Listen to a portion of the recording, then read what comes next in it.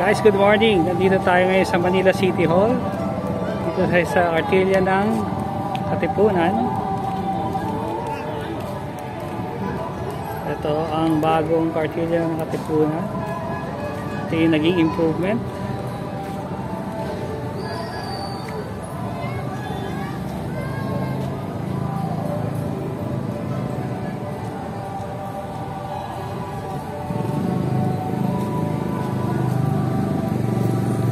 Yung surrounding siya ngayon, maganda na siya.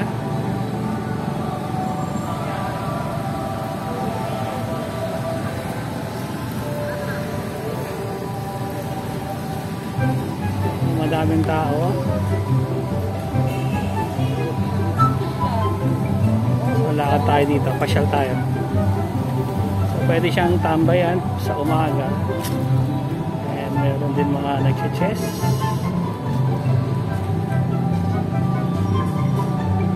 May gumagawa na kanilang maybe assignment or application. So last year binagbo to, I think November. Ito yung naging improvement niya.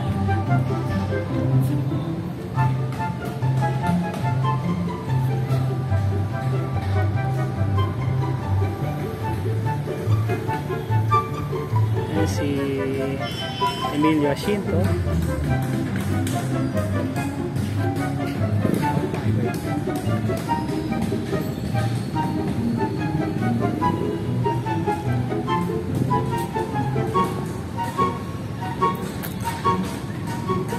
Maganda na siya at aliwalas.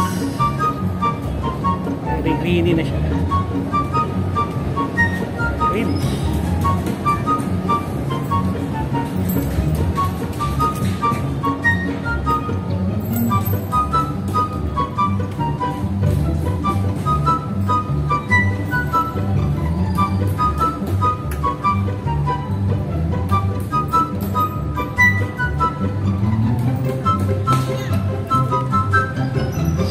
Daming nagpapa-picture taking ngayon dito.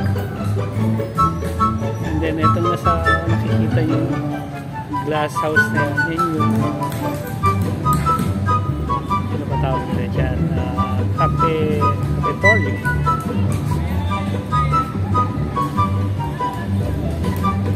So, ang ganda niya. I think pwede mo na siyang i-rank sa sa Greenbelt kung nakakapunta ka doon. Yun na yung status siya ngayon compare sa dati. Malaki yun ang improve niya.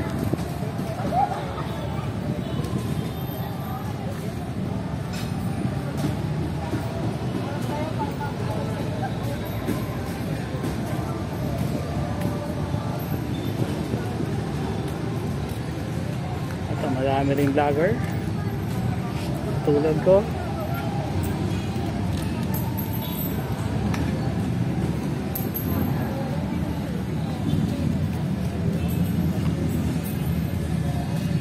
May segregated, at saka meron na rin sa dito, segregated trash bins.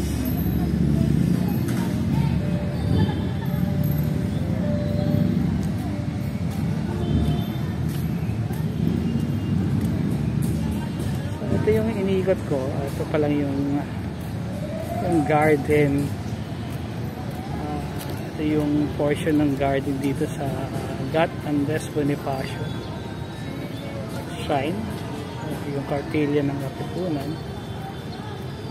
Katas-tasan, kagalang-galang at Katipunan.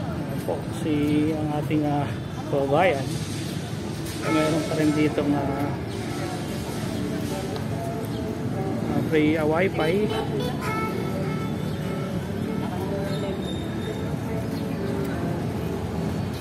So, ngayon ginawa na nilang commercial, so pwede yatang dito.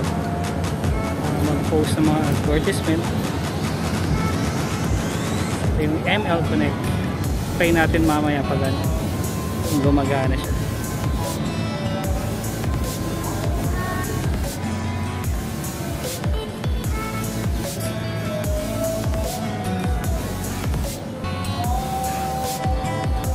Okay guys,